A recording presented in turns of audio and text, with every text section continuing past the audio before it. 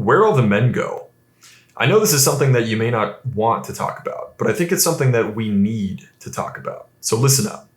I was in a conversation earlier today with this woman about the dating market and what it's like to be a woman in the dating market today, especially in the United States. She was commenting on how it's very challenging to find a man who is ambitious, who has good leadership qualities, who is assertive and decisive, and who can allow her to feel like she can relax and let go of control and rest in her more feminine energy. Now, one of the things that I responded to her with is the role that pornography is playing in why there seems to be such a huge absence of men today. Now, before you click away from this video or scroll away, I want you to hear me out because this goes so much deeper than I think most people think about. Did you know that the average age of first exposure to pornography is now 11 years old and dropping?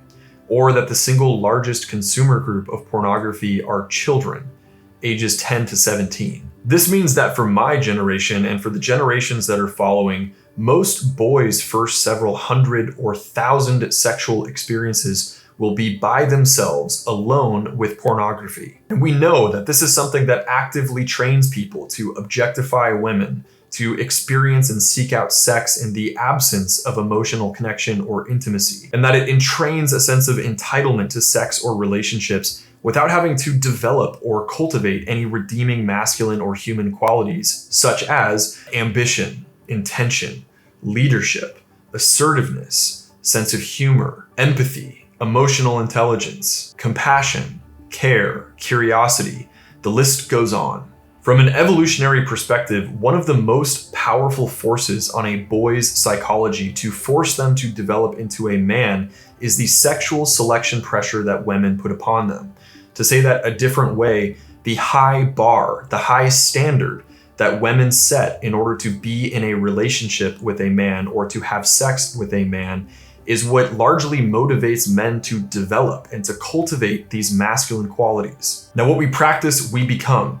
And our generations today have spent an awful lot of time practicing receiving a lot of sexual reward without having to grow or develop themselves at all. They've spent years or decades practicing their sexuality alone in the context of algorithms, emotionless and intimacy-less transaction, objectification, selfishness, and instant gratification. So is it any wonder that women look around society today and ask themselves, where'd all the men go? Well, the answer is that they're stuck in boyhood, where pornography trapped them.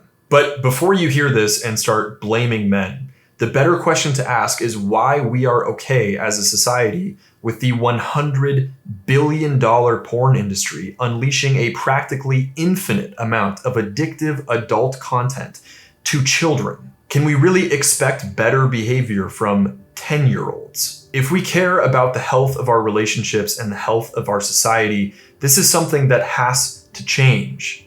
If we care about people's mental health, the quality of their relationships, and the health of our society moving forward, we have to stop exposing children to high-speed internet pornography. Now, I want to step back and quickly paint an analogy for you so hopefully you can see why this is so strange that we are so okay with this. Let's imagine for a moment that you have an 11-year-old. Maybe they're in 5th grade and they walk home from school every day. And then let's say one day an adult comes over to you and they tell you that your 11-year-old is going to be stopping over at their house in order to watch them and their partner have sex. But don't worry, they won't be participating. They'll just be standing in the corner of the room watching and probably touching themselves the entire time. Now, if this made you feel incredibly uncomfortable, it should. Let's move it to the next step. Let's say that instead the adult says, okay, I'm sorry, I know you're not okay with that. What I'll do instead is just film me and my partner having sex, and then I'm going to give it to your child on their way home. Is that any better? Well, not much. But when we have an entire industry that takes thousands of adults having consensual sex together, films it, and then streams it directly into your child's face, we just call it the porn industry and we're okay with it. We have to start a conversation about changing this. So much healing is needed.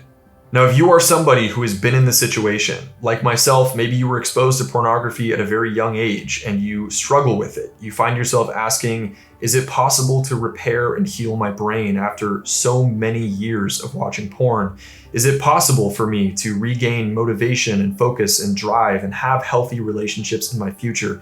The answer is absolutely yes. And I would love to help kickstart your recovery and get you moving in the right direction. I started a free community on Skool and it has a free Recovery Foundations course inside of it that will give you everything that you need to get your recovery off the ground and moving in a positive direction. If that's interesting to you, if that sounds interesting to you, please go to the link down in the description and join my free community. I would love to help you there. And if you have any thoughts about this video, please drop a comment down below. I would love to start a discussion about it with you. I hope this video caused you to think a little bit deeper about this issue, and I'll see you in the next one. Peace.